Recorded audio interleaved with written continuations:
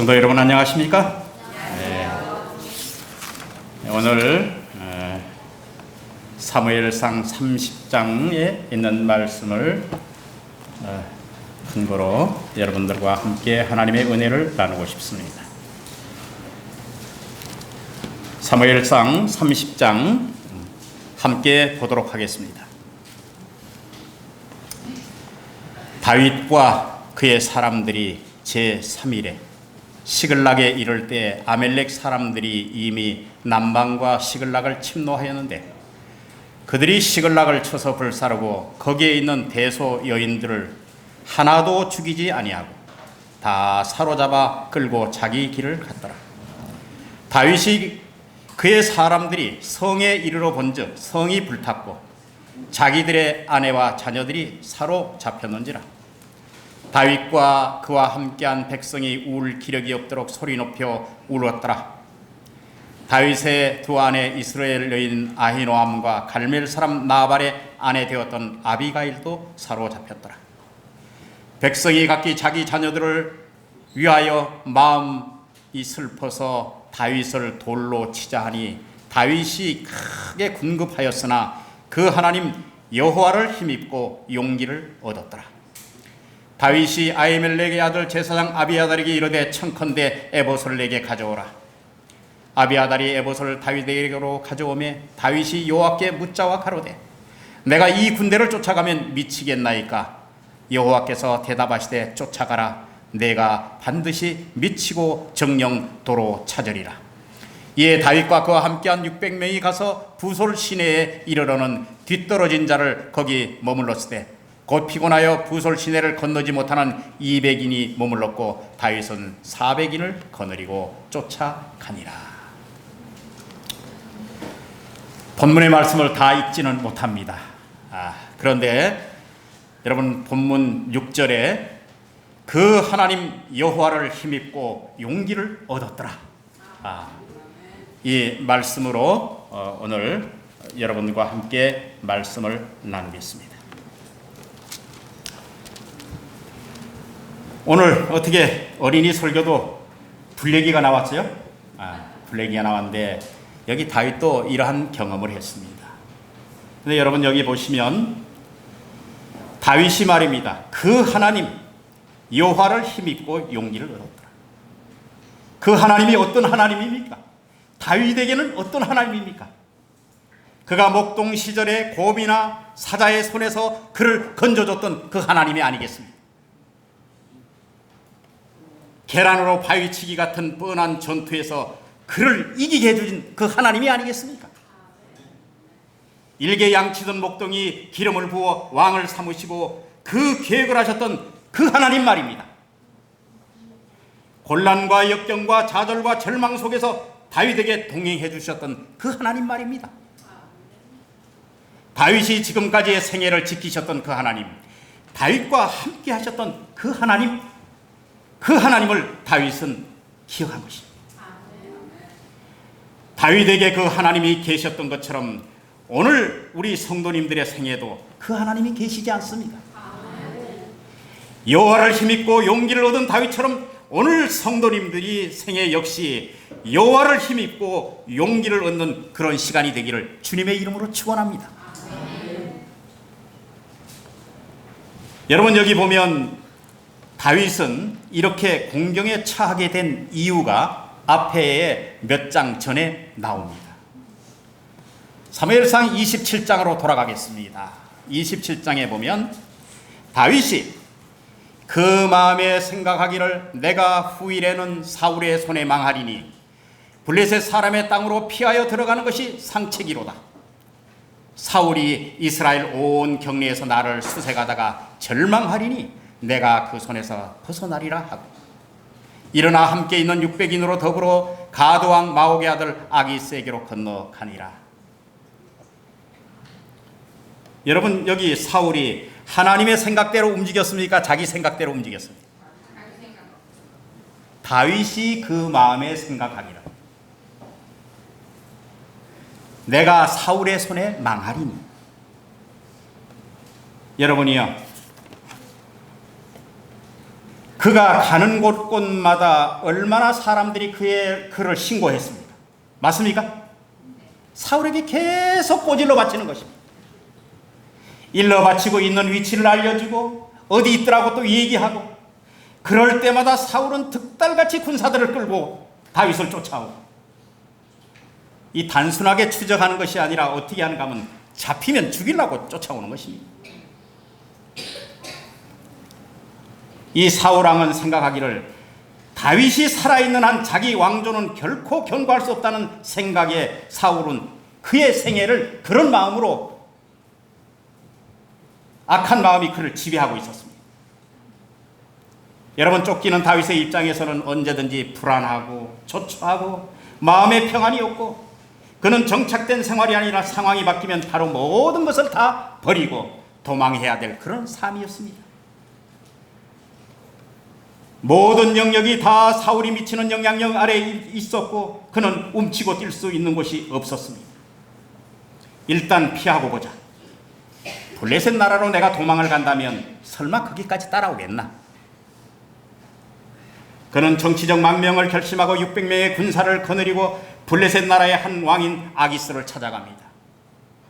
여러분, 이 아기스를 첫 번 찾아간 것이 아니라 두 번째 찾아갔습니다. 골리앗을 죽이고 그는 8년 전에 이미 아기스를 한번 찾아갔다가 거기서 개망신 떠는 일이 벌어지지 않습니다. 미친 척하고 입에 침을 흘리고 그렇게 해가지고 미친 사람처럼 겨우 그렇게 해서 아기스 앞에서 살았는데, 8년이 지난 후에 이 아기스 왕을 또 찾아간 것입니다. 그리고 그는 마음 가운데 생각했습니다. 내가 이렇게 아기스에게로 가면 사울이 나를 찾다가 나를 단념하리라. 아마 제풀에 지가 죽어서 날 못 찾겠지, 이런 마음으로 그가 그렇게 했습니다. 그리고 이제 이 지긋지긋한 내가 도피 행악도 행하지 않으리라, 그런 마음이 들었습니다. 여러분, 누가 다윗이 이렇게 선택한 것에 대해서 돌을 던질 사람이 있습니까? 인간적인 그의 형편을 보고 누가 동정하지 않을 사람이 누가 있습니까? 사람이라면, 적어도 그 정도 상황이라면 당연히 그런 선택을 가질 것이 당연하지. 하루도 편할 날이 없었던 다윗은 그의 처지를 보고 그가 내린 결정을 보고 당연하다고 생각할 수 있겠습니다. 여러분, 한술 더 떠서 내라도 아마 그렇게 했을 것이라고 그렇게 훈수 둘 수도 있겠습니다. 그런데 블레셋을 선택한 그의 정치적 망명은 그의 삶에 또 다른 족쇄가 된 것입니다. 그는 육신적으로 평안함을 누렸을지는 모릅니다. 그러나 그가 그곳에 가서 하나 둘씩 그를 옥죄어오는 사실을 발견하게 됩니다. 여러분, 성경에는 여호와께 묻지 않은 내용으로 개인이면 개인, 집단이면 집단, 국가면 국가, 모두가 어려움을 겪는 이야기로 성경의 여러 부분에 소개되고 있습니다. 하나님이 계셔야 할 자리에 내가 들어가 있습니다. 더 이상 하나님을 나의 안내자로 삼지 않습니다. 하나님을 끊임없이 나의 좋은 자로 삼지 않습니다. 그렇게 해서 넘어지는 것입니다. 다윗이 이때 선택한 것이 바로 그런 선택이었습니다. 27장 5절에요. 여러분 한번 보세요.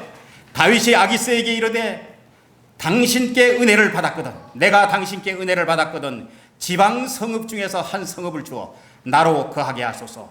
당신의 종이 어찌 당신과 함께 왕도에 거하리이까? 어쩌면 다윗이 굉장히 겸손한 말 같기도 하고 아기스 왕을 상당히 이렇게 높여 존중해 주는 것 같기도 하고, 그런데 사실은 실상의 내막이 있습니다. 여러분, 믿지 않는 사람과 믿는 사람이 동거하면 어떤 일이 일어나겠습니까? 어떤 일이 일어나겠습니까? 다윗이 아기스 밑에가 사는 생활은 쉽지 않았을 것입니다. 왜냐하면 우선 아기스 왕의 간섭을 받아야 했고요, 그가 주문한 대로 움직여야 했고요, 그가 하는 일에 동참해야 했고요, 여러 가지가 그가 불편한 것입니다. 그래서 그는 아기스에게 얘기합니다. 내가 어찌 왕하고 같은 성에 머무를 수 있겠습니까? 그저 저 시골 동네에 조그만 동네 하나 주시면 내가 그곳에 가서 그렇게 조용히 그렇게 지내겠습니다. 아기스가 생각하니 그것이 참 좋을 것 같아요. 그래서 여러분 시글락을 준 것입니다. 그래서 다윗이 그곳에 갔어요. 여러분 1년 4개월 동안 그 긴 기간 동안에 다윗을 따르는 장정만 600명이었습니다. 거기에 식솔들이 딸렸다면 얼마나 많은 인구가 다윗 밑에 있었겠습니까? 누가 이들을 경제적인 생활로 책임을 져야 했겠습니까? 여러분 다윗이 평생 해온 일이 무슨 일인지 아십니까? 전쟁하는 거였습니다. 전쟁, 정복전쟁. 그래서 그는 그곳에 가서 시글락에 있으면서 그 주변의 변방의 작은 지방들을 뭐 하기로 했는가 하면 침략하기 시작합니다. 구슬 사람을 치고요, 기르스 사람을 치고요, 아멜렉 사람도 치고 이쪽도 치고 저쪽도 치고 그렇게 하고 소문이 나지 않게 그들 모두를 다 죽여버립니다. 그리고 그 전리품을 가지고 아기스에게 가서 상납을 합니다. 그럼 아기스가 질문합니다. 너 오늘 어디 가서 그렇게 이렇게 좋은 물건을 얻었냐? 그럼 다윗이 거짓말합니다.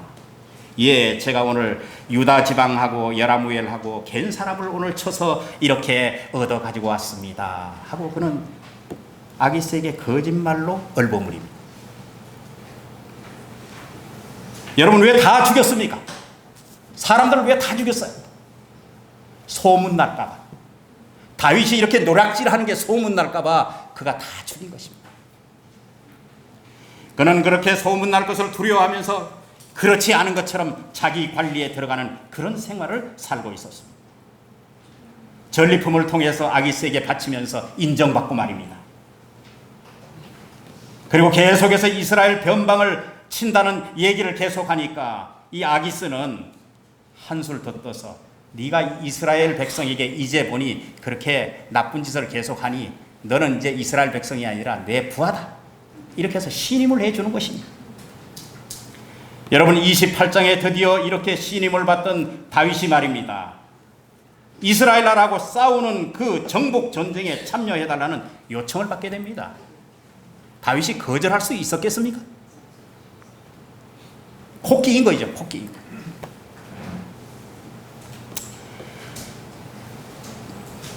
예언의 말씀에는 이렇게 말씀하고 있습니다. 다윗은 자기가 길을 잃었다는 것을 깨닫게 되었다. 그가 여호와와 그의 백성이 공공연한 원수들에게 피난처를 찾기보다는 하나님의 강한 산성에서 피난처를 찾았더라면 그에게 훨씬 더 좋았을 것이다. 꼴이 어떤 꼴이 됐어요? 여우 피하다가 사자 만난 꼴이 됐잖아요. 예? 그렇지 않습니까?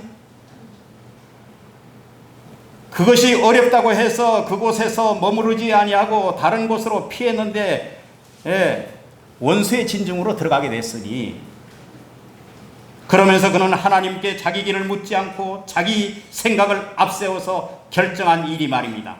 그렇게 자기 삶의 부메랑이 되어서 족쇄를 채울 줄이야 그가 어떻게 알았겠습니까? 그는 블레셋을 선택했을 때 여호와의 보호하심보다는 사울의 추격이 더 크게 보였을 것입니다. 여호와께서 힘있는 팔로 자기에게 함께 하신다는 믿음의 끈은 그가 풀리고 있었습니다. 여러분 우리가 이렇게 되지 않기 위해서는 날마다의 일을 하나님께 의지하고 기도하신 예수님을 생각하셔야 합니다. 예수님은 힘이 없어서 하나님을 의지한 것이 아닙니다. 날마다 그분께서는 하나님을 의지하고 그날 하나님 안에서 일을 어떻게 할 것인가 새 힘을 얻고 그렇게 힘을 얻고 사셨습니다. 그런데 이 다윗은 이제 그 일을 서서히 놓기 시작한 것입니다. 여러분 여기서 우리가 알아야 될 것은 뭔가 하면 사단은 말입니다. 아주 이상한 일을 합니다. 여러분 우리가 공산주의 하는 일들을 좀 잘 보세요. 처음에는 환대합니다. 그 다음에는 어떻게 하는가 하면 이용합니다. 그리고 숙청합니다.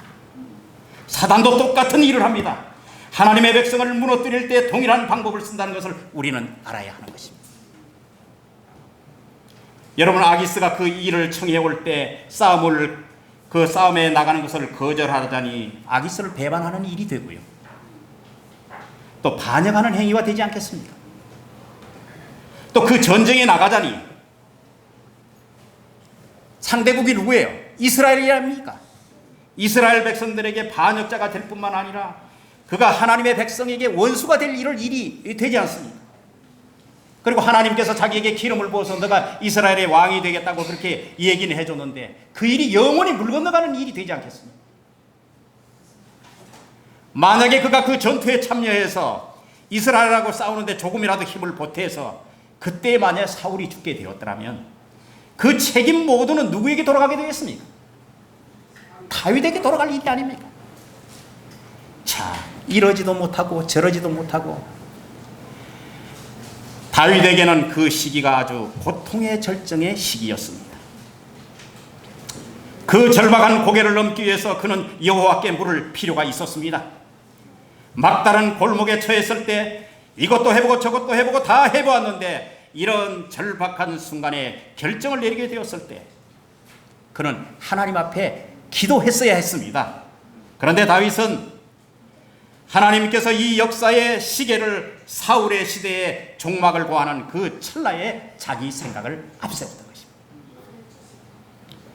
그의 고통의 임계점에 도달할 때 그는 자기 생각을 앞세웠던 것입니다. 사랑하는 성도 여러분, 인간의 불행이 무엇입니까? 하나님의 뜻을 무시하고 자기의 뜻을 앞세울 때 생기는 부작용이라 할 수 있습니다. 반면에 인간의 행복은 무엇입니까? 내 뜻보다는 하나님의 뜻을 존중히 여기는 것이 아니겠습니까? 내 생각보다는 하나님의 생각을 따르는 것이 아니겠습니까? 여러분이요, 그래도 믿음을 선택하는 것이 훨씬 더 위대합니다. 고난과 절망이 우리를 위협해도 우리는 하나님의 생명싸개 안에 있다는 것을 우리가 기억해야 합니다.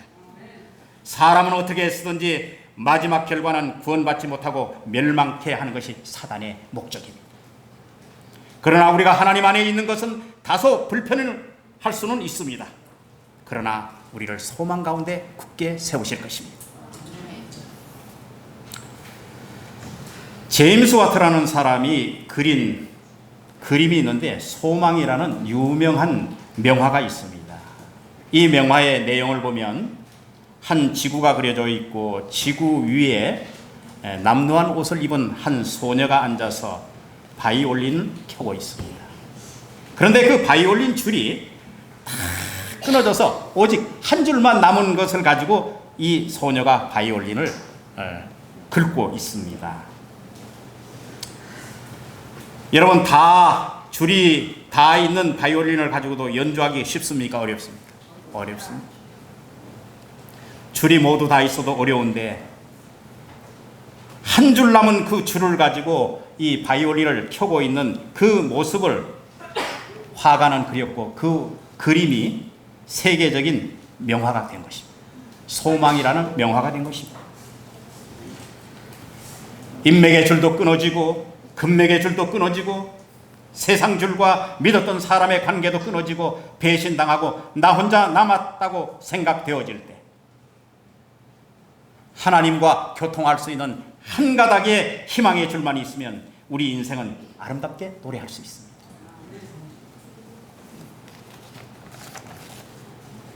그래서 사무엘상 29절에 이렇게 말합니다. 이제 전쟁이 드디어 발발하기 전에 전쟁터에 나가기 위해서 블레셋 온 군대들이 블레셋 왕들 앞에 서 있는데 사열을 합니다. 블레셋이 5개의 나라로 형성이 되어 있죠. 1, 2, 3 이렇게 해서 쭉 군대들이 왕들 앞으로 사열합니다. 그런데 저 제일 끝에 다윗이 히브리 사람 600명하고 그 사열대 앞을 지납니다. 다른 방백들이 얘기합니다. 저 히브리 사람들이 무엇하는 사람들이냐? 아기스가 변명을 합니다. 왕들이시여, 저 사람 내가 보니까 다윗이 꽤 괜찮은 사람입니다. 내가 두고 보니 여태까지 내 밑에 와서 참 이렇다 저렇다 할 그런 어떤 것도 저지르지 아니하고 참 잘하는 사람입니다.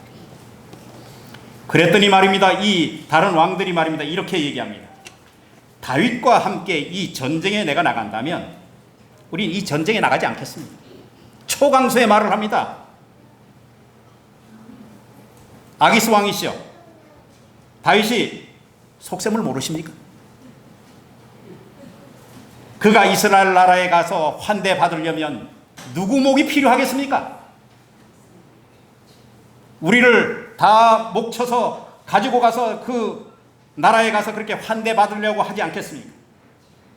우리가 차라리 화약을 쥐고 불러 들어가는 것이 낫지 다윗과 함께 이 전쟁에 못 나가겠다는 것입니다. 여러분, 누가 이 방백들의 마음을 움직였습니까? 하나님이 진퇴양난 지경에 빠진 다윗을 그 전쟁에 참여하지 않도록 빼내는 장면이 여러분들 보여지십니까? 아기스는 다윗에게 새벽에 날이 밝는 대로 이 시글락으로 돌아가라는 명령을 받게 됩니다. 그래서 그는 시글락으로 돌아옵니다. 돌아오기 전에 그는 얘기합니다. 아기스 왕이시여, 내가 뭔 그렇게 큰 잘못을 했습니까? 왜 나로 하여금 이 전쟁에 나가지 못하게 합니까? 여러분, 실제 뭔 말이에요? 마음에도 없는 말을 그가 했어요. 그죠? 그렇게 내뱉고 여러분 본문으로 다시 돌아오면 30장에 이르게 됩니다. 딱 돌아와 보니 어떤 일이 벌어졌습니까? 자기의 거처들은 다 삶의 현장들은 폐허가 되어 있고 식솔들은 어디로 간지 간 곳이 없고 모든 것이 다 불타버렸고 이때 다윗이 가졌던 절망감은 이루 말할 수가 없었습니다.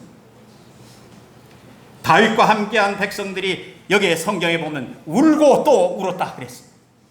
울 기력이 없을 때까지 목 놓아 울었다 그랬습니다. 얼마나 슬펐는지 모릅니다.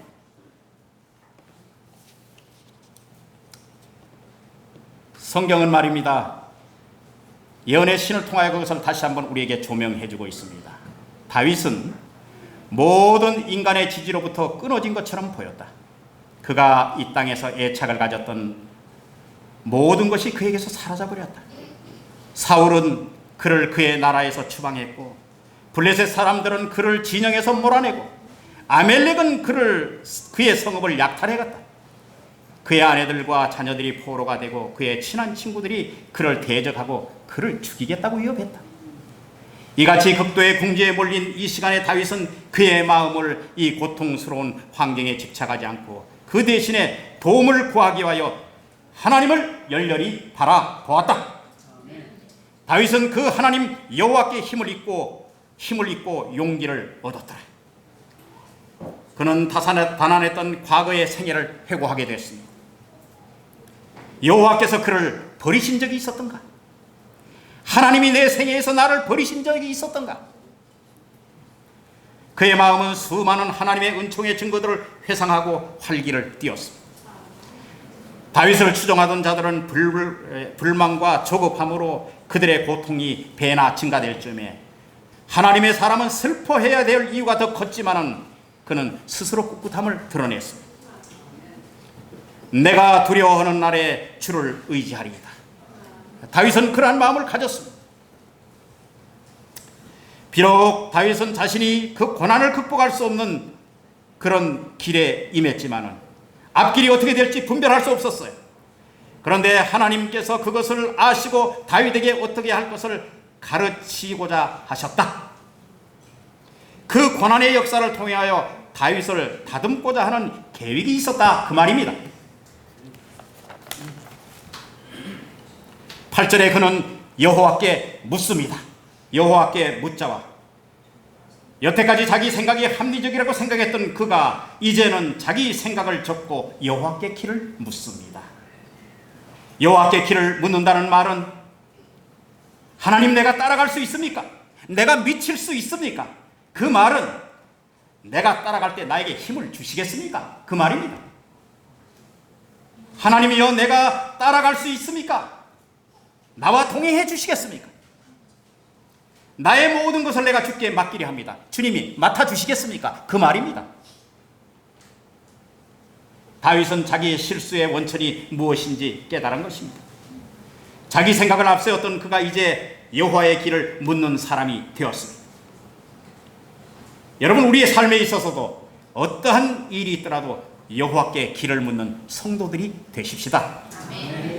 30장 2절의 말입니다. 아멜렉 족속들이 자기의 당한 대로 불태우고 진멸했더라면, 여러분, 이 아멜렉 족속이 말이에요, 남 뒤를 잘 치는 그런 민족이었는데 다윗이 다 이렇게 불사르고 이런 것 응징할 마음이 있었으면 자기네들도 그렇게 했을까요? 안 했을까요? 2절에 여러분들 그냥 그렇게 넘어가고 싶을 수가 있지만은 2절의 말입니다. 모두를 죽이지 않게 하고 하나님의 천사들이 이 일이 일어나지 않도록 그 일을 막으셨다 그랬습니다. 하나님이 이 아멜렉 족속이 와서 불사르고 다 사람 태워 죽이고 다 쳐서 죽였더라면 여러분들 다윗과 그 사람들이 어떻게 됐을까요? 모두를 죽이지 않게 한 이것 또한 하나님의 보이지 않는 개입이요 하나님의 은혜인 것입니다. 여러분, 그렇게 해서 이 일을 추격을 하다가 9절과 10절에 보면 200명의 낙오자가 생깁니다. 우리 힘들어서 못 가겠다. 여러분, 전력의 차질이 온 것입니다. 무슨 일을 해서 함께 나갈 때 낙오자가 생긴다는 것은 아주 매우 힘든 일입니다. 여러분, 그렇게 해서 200명을 부솔 시내까지 다 나비두고 400명이 추격하는데 여러분, 어느 쪽으로 가야 됩니까? 방향이 어느 쪽으로 가야 돼요? 사방에서 갈 길을 알 수 있습니까? 없습니까? 없어요. 여기 또한 하나님의 개입이 있었다는 사실을 여러분 보시길 바랍니다. 애굽 사람이었던 사람이 말입니다, 이 아멜렉의 종으로 팔려왔습니다. 그는 며칠 전에 버려졌습니다. 그런데 다윗의 군대를 만납니다. 어쩌다가 이렇게 이런 일이 말입니다. 그의 입술에서 아멜렉 사람들이 이 시글락을 불태웠던 진술을 받아냅니다. 그리고 자기의 신분을 완전히 보장해 준다면 그 사람들에게 내가 안내하겠다고 얘기합니다. 어느 방향인지 누구에 의해서인지 알지 못하던 그들에게 그의 본거지를 알려줄 사람을 미리 준비하신 하나님의 역사를 여러분 보시게 되시길 바랍니다. 19절로 20절에 여러분 그렇게 해서 탈취해서 모든 물건을 다 찾아왔습니다. 성경에 어떻게 얘기하는가 하면 탈취한 모든 것을 대소를 불문하고 아무것도 잃은 것이 없이 다 찾았더라. 도로 찾아왔고 그들이 가졌던 모든 잃어버렸던 것들을 다 찾았을 뿐만 아니라 오히려 아멜렉 사람들이 가지고 있던 전리품까지 다 얹어서 그들에게 주신 하나님의 역사를 여러분 보시길 바랍니다. 21절과 22절에 승리하고 돌아오는 길에 부솔 시내가에서 낙오했던 200명의 사람들을 만납니다. 그런데 말입니다, 그 중에 악한 사람과 비류들이 말합니다. 이런 말들을 합니다. 저 사람들 처자만 돌려줍시다. 왜요? 우리는 전쟁에 나갔고 목숨을 걸고 싸웠지만 저들은 이곳에서 쉬고 있지 않았습니까? 우리는 참여했고 저들은 불참했으며 우리는 갔지만 그들은 가지 않았습니까? 왜 그런 사람들에게 우리가 똑같이 그렇게 혜택을 베풀어야 합니까? 그 말입니다. 23절에 다윗이 어떻게 얘기합니까? 다윗이 나의 형제들아, 여호와께서 우리를 보호하시고 우리를 치러 온 군대를 우리 손에 붙이셨은즉 그가 우리에게 주신 것을 너희가 이같이 못하리라. 이 승리는 하나님으로부터 이루어졌다는 것을 다윗은 누구보다 잘 알고 있었습니다. 하나님이 이기게 해준 이것을 가지고 우리가 뭐 그렇게 잘났다고 나누겠느냐? 다윗이 아주 그들에게 그렇게 얘기합니다. 그래서 이것이 하나의 선례가 되어서 이스라엘 백성들에게 전쟁에 나가는 사람이나 나가지 않는 사람이나 나가지 않으면서 자기 진영을 지켜준 사람이나 모두 공평하게 나누는 법이 세워졌다는 거 아니겠습니까? 여러분, 나가는 사람만 전쟁에서 나가서 싸우는 것이 아니라 지키는 사람도 중요합니다. 여러분, 가정에서 돈 버는 사람도 중요하지만 가정에서 그 돈을 관리하는 사람도 중요합니다. 그렇지 않습니까? 네. 그래서 공평할 수 있는 조치를 그가 취합니다. 그 다음에 다윗은 탈취한 물건을 가지고 혼자 독식하지 않았습니다. 그동안에 은혜 입었던 사람들에게 다 감사의 예를 표했습니다. 과거에 조금이라도 자기를 도와줬던 사람들을 돌아보게 되었고, 쫓겨다니던 이 피신자에게 매우 귀중하던 그들의 친절과 동정은 이와 같이 감사로 보답을 받았다. 다윗은 그것을 가져와서 여러 군데로 자기를 도와준 사람에게 은혜의 감사의 뜻을 표했던 것입니다. 여러분, 다윗이 그의 고통의 정점에 섰을 때 실수한 것을 우리는 거울 삼아야 할 것입니다. 우리가 이 역사의 마지막 정점에 서 있는 우리는 어떻게 해야겠습니까? 우리가 하나님께 길을 묻는 그런 백성이 되어야 되지 않겠습니까? 그래도 우리가 하나님 편이 안전합니다. 영생을 받는 쪽입니다. 우리의 삶의 앞날을 하시는 그런 하나님께서 우리의 길을 선히 인도하실 뿐만 아니라 시험 중에도 피할 길을 내시는 하나님이 계심에 대해서 우리 감사하십시다. 환난은 우리에게 때에 따라서 유익을 주게 됩니다. 서울에서 여러분들 보면 대기 오염이 가장 심각한 도시 중에 하나가 서울입니다. 서울의 평소 가시거리는 5km 정도밖에 되지 않는다고 합니다. 그런데 한 차례 거친 태풍이 몰아치고 태풍이 지나가면 서울 시내의 가시거리는 25km나 된다고 했습니다. 모처럼 구름 한 점 없는 푸른 하늘도 보게 되는 것입니다.